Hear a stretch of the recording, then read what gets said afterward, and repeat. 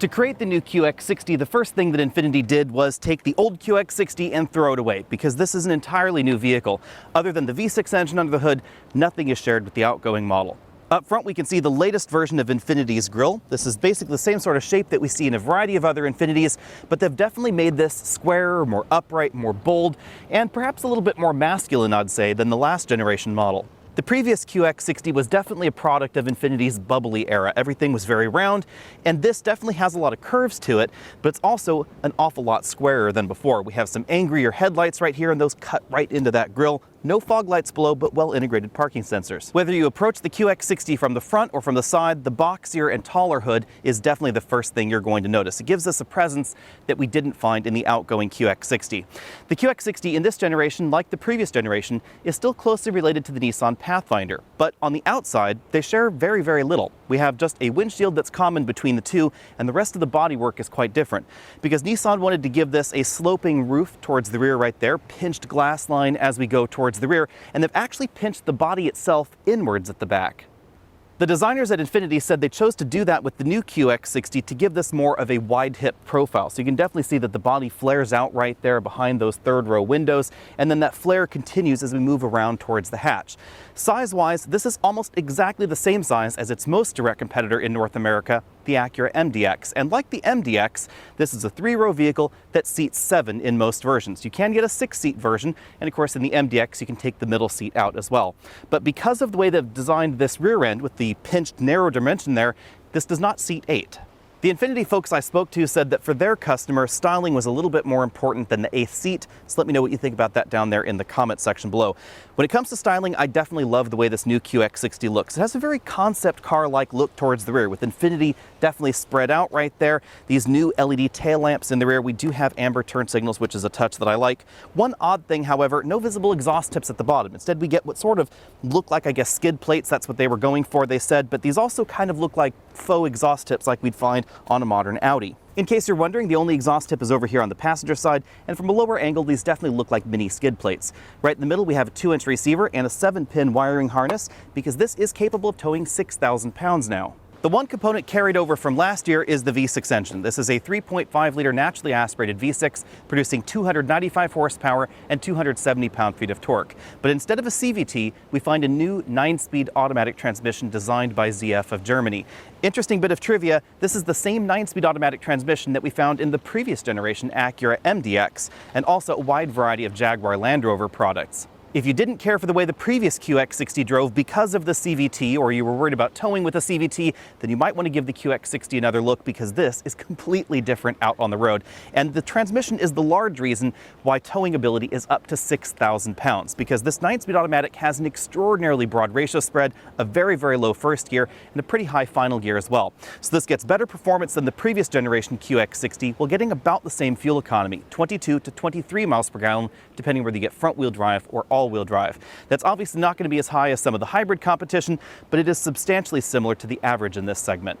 This model has long been known for comfortable front seats, and that trend certainly continues with the new 2022 model. We don't have quite as much adjustment as you'll find in some of the competition, however. We don't have an extending thigh cushion, for instance. But we do have 4-way adjustable lumbar support, and we have available seat massage, something that we haven't seen in an Infiniti vehicle before.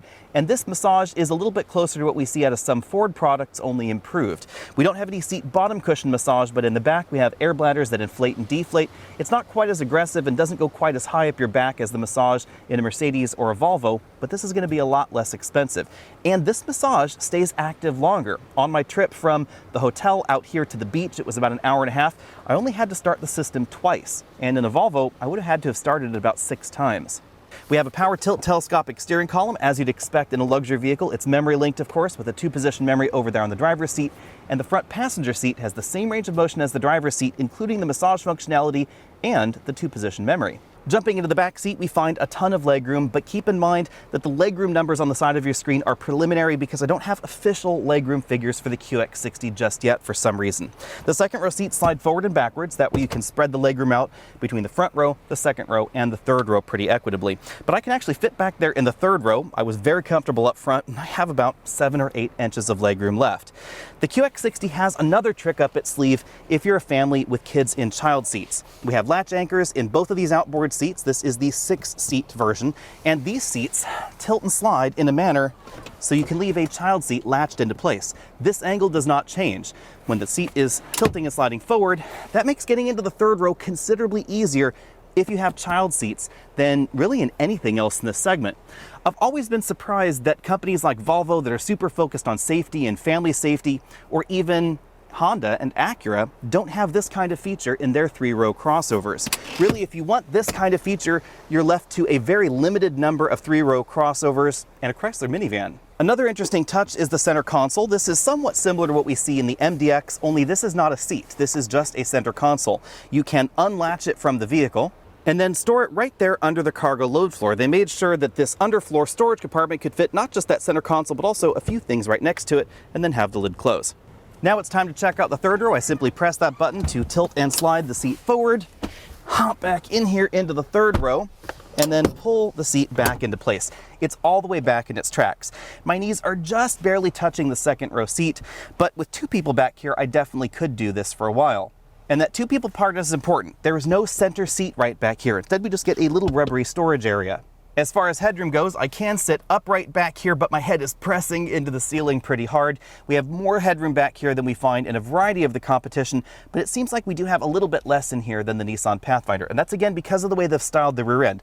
The sides are not the same. This vehicle actually pinches in towards the rear to give it that sexier style, and the roof slopes down a little bit more. Now, if you have a child in a child seat that's latch anchored into place, this button, according to Infiniti, won't do its thing. It is weighted so that way the mechanism does not function. So if you have a teenager in the back, don't worry, they're not going to send your toddler flying. If you have a booster seat in the second seat and you latch anchored into place, you may still be using the shoulder belt for your child, but it's going to still offer you the same functionality. That booster seat can stay there. It's not going to crush the bolstering on the seat. That's something that I've seen in a wide variety of vehicles out there where people try and do this, but the seat collapses with the booster in there, sort of like putting a hot dog in a really small bun. That's not going to happen with this seat design. Behind the power hatch, we find a cargo area. Imagine that. The button is right there, right next to the backup camera, just above the N, in case you're wondering. So it's hidden pretty well, and it's not on an area that will routinely get dusty or dirty, like right there above the license plate. Back here, we have 14.6 cubic feet of storage space behind the third row, with the third row in its most upright position. If you lower the third row and go from second row back, you'll get 41.6 cubic feet of storage space. The cargo area opening in the closely related Nissan Pathfinder is wide enough that you could put a 4x8 sheet of something back here. This is narrower than that. But we do have a really handy feature over here on the driver's side, which are partial powered third row seats. So to fold the third row seat, I simply fold them manually, pull this little lever right here for the headrest, then lower that third row seat. But to get it back up, I can press the buttons over here on this side to bring them back into position. Or if I don't want to wait, I can actually just pull them right back into position, even when that power mechanism is running. I love that touch because honestly, most of the time, I find manually folding and unfolding seats to be faster. As before, there's a ton of underfloor storage space. You could put things like small coolers, beach towels, things like that. Or if I scoot all that over there to the side, you can see that I could put a 22-inch roller bag in that position and then pile some luggage on top of it, but I could not put it quite in this position. It's just a little bit too wide. In case you're wondering, there is a spare tire. It's located right there underneath the vehicle. Now let's take a spin around the interior. We have some revised sunroof controls here for the large panoramic sunroof, separate buttons for opening the sunroof and opening the shade. The shade stops in a position right there, approximately the same position as a regular sunroof, and then it will go all the way back there to just over the rear passengers' heads. From this position, you can see the air vents for the second row passengers, as well as the sunshades integrated into the rear doors. The new interior design is definitely a reason to take a look at the QX60. The front seats have been drastically restyled. These actually remind me a little bit of some Acura seats. Let me know what you think about that down there. And I love the fact that we can get this sort of brown or dark tan leather color. We have contrasting stitching right there with piping as well. Crosshatch pattern right there in the middle. These seats are both heated and ventilated, and of course in this top end trim they massage as well. There are a lot more expensive materials going on in here than the previous generation QX60. We have real wood trim on the front doors and the dashboard. This is sort of a matte finish trim. You can see the Memory buttons right there for the front passenger. Lots of stitching and quilted materials going on the front door, and kind of an interesting concave Bose speaker right there in the front doors as well. Moving over to the dashboard, we have a style that really intrigued me when I saw it in photos, and I have to say that in person this looks even better. I love the way that they've designed this dashboard, especially the stitching. If I move in really close here, you'll notice that these are not actually diamond stitches. It's actually sort of a zigzag pattern with little dashes right there in the middle. It's really an interesting touch. More real wood going there across the dashboard. This is the nicest interior that Infiniti has ever done.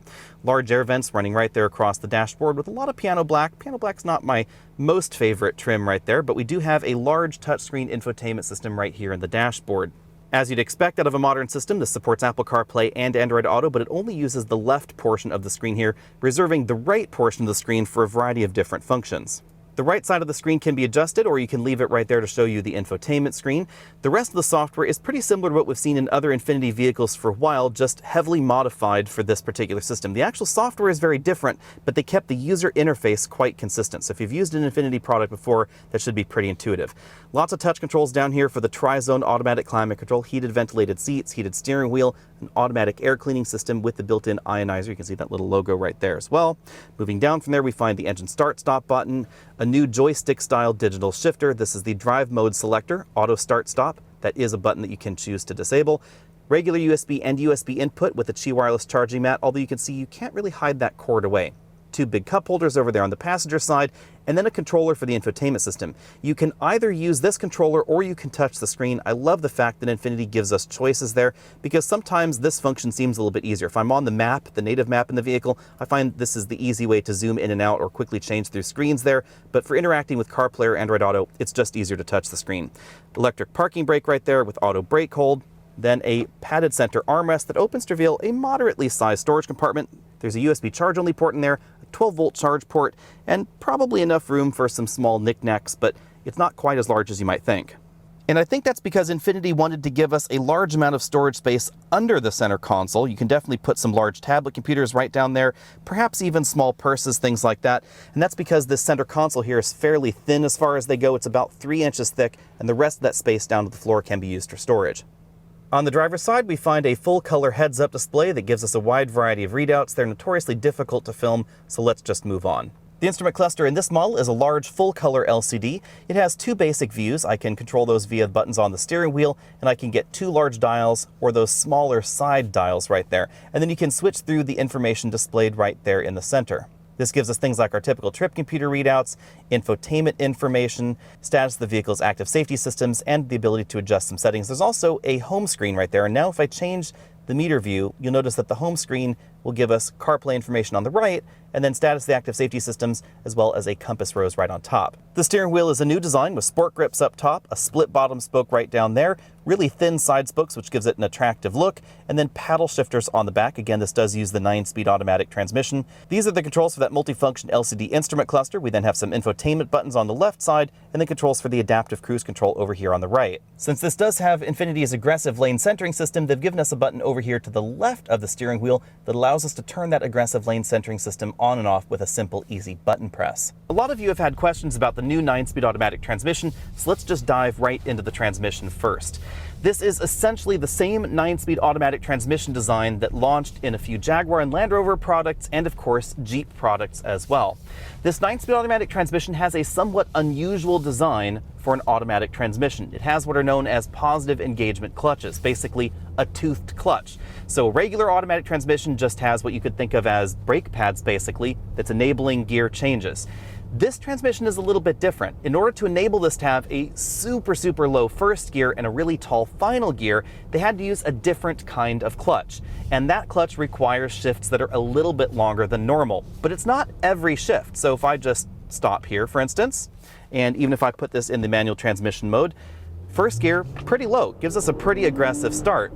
Then it shifts into second gear. Shifts between second, third, fourth, they're pretty normal.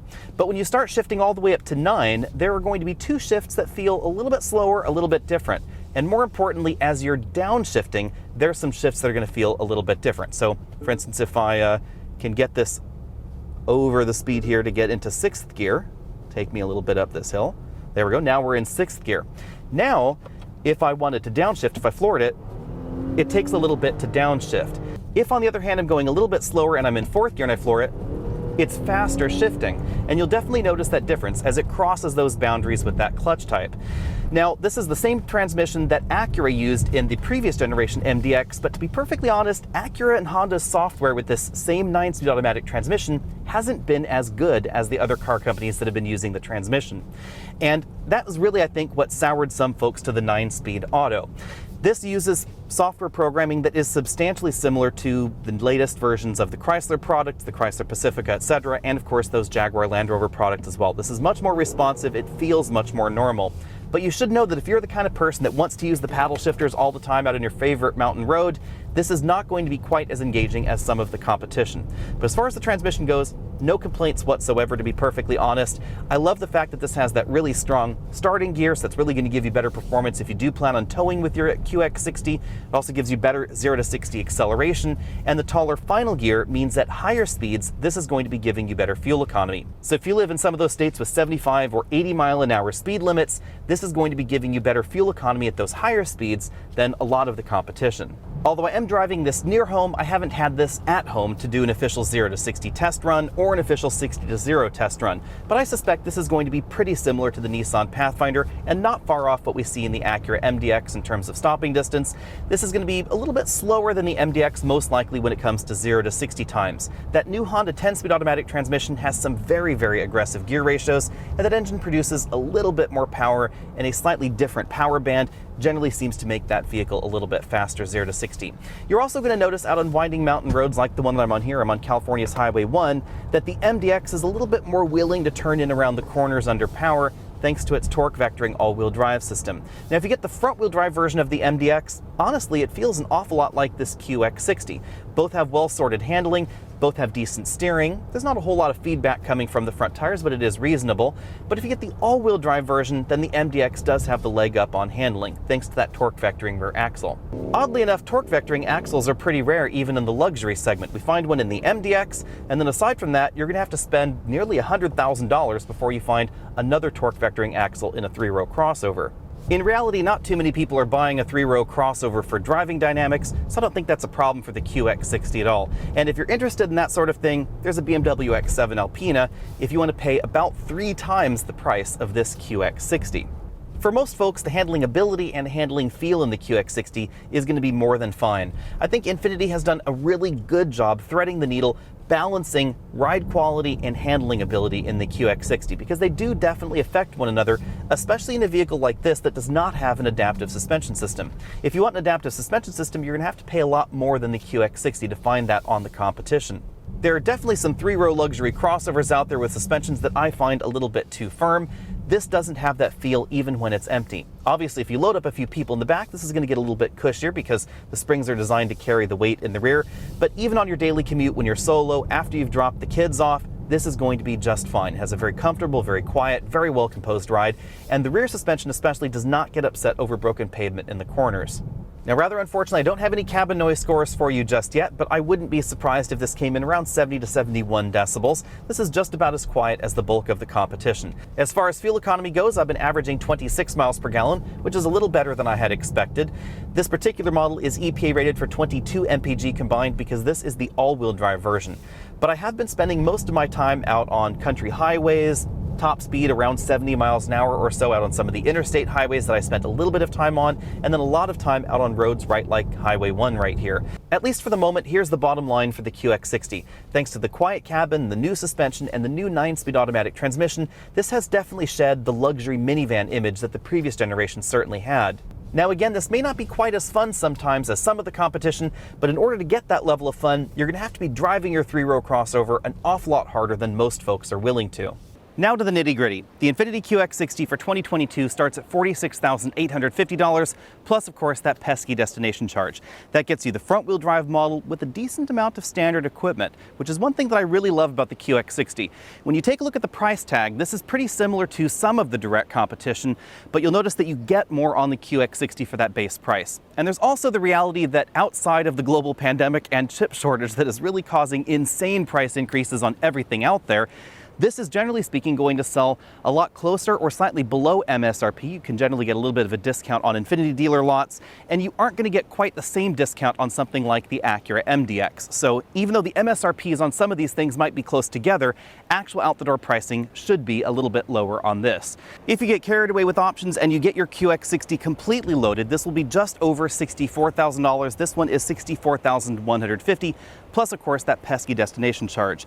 That's a relatively narrow pricing window as far as luxury three-row crossovers go. You can definitely get your MDX, your RX, the XC90, etc. more expensive than the QX60. And that's one of the best things about this model is its value. The base price of the QX60 is definitely in the same neighborhood as the Acura MDX or the Lexus RXL or the Volvo XC90, even the Audi Q7, but you get more on the QX60 standard, as I said before. And of course, versus that Lexus RX 350, you actually get a usable third row because the third row in the RXL is positively useless. Now, it is definitely the RX that I would buy if I were buying an RX, but keep in mind, you can't actually use the third row. The entire reason to get the L is for the extra cargo capacity, not for the extra seating capacity. If you want to get your hands on the new QX60, head down to your Infiniti dealer now because these should be on showroom floors around the time that you're watching this video. I think that Infiniti has priced the QX60 really well, and they've done an excellent job reinventing the luxury family hauler. The previous generation QX60 had a well-deserved reputation for being sort of the luxury minivan. It was very family-focused. It wasn't exactly the most exciting thing to drive or the most exciting thing to look at, but it did its job pretty well. It was relatively fuel efficient. It didn't really leave too many boxes unchecked, except of course for the excitement factor, and that is certainly improved in the new QX60 thanks to the 9-speed automatic transmission and the redesign of the entire platform itself. This definitely has better handling, better ride characteristics than the previous QX60. It's much more engaging to drive, largely thanks to that 9-speed automatic transmission.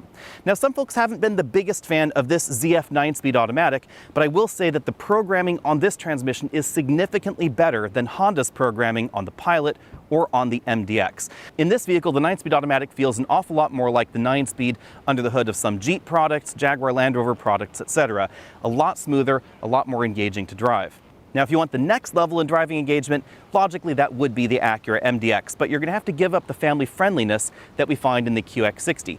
The ability to leave those child seats latched into the second row and still tilt and slide the seats forward is going to be a big deal to people with kids in child seats that can be latch anchored into place. If you use your third row and you have child seats in the second row, this is quite simply going to be the easiest to use in the luxury segment. And that's largely been why the QX60 was successful in the previous generation. It goes without saying that this QX60 is sharper and more attractive than the outgoing model, and we all know that looks definitely sell when it comes to new car purchases. So let me know down there in the comment section below, would you cross-shop this with the Acura MDX, especially now that it has a traditional automatic transmission under the hood? And I think I like the interior styling of the QX60 a little bit better. The MDX is going to be a bit more fun, this is going to be more family-friendly and a little bit more practical in some situations, but there are definitely pros and cons to either one. Now, does Infiniti have what it takes to take the game to the next level, take things to the Germans? The answer there would be no, but remember, this is going to be significantly less expensive than any of those German options, both in terms of long-term maintenance and in terms of buying the vehicle as well. Let me know what you think about all that down there in the comment section below. If you haven't already done so, hit the subscribe button. Find me over at facebook.com/AlexNautos, Instagram, all those other social places, and I'll see all of you next week.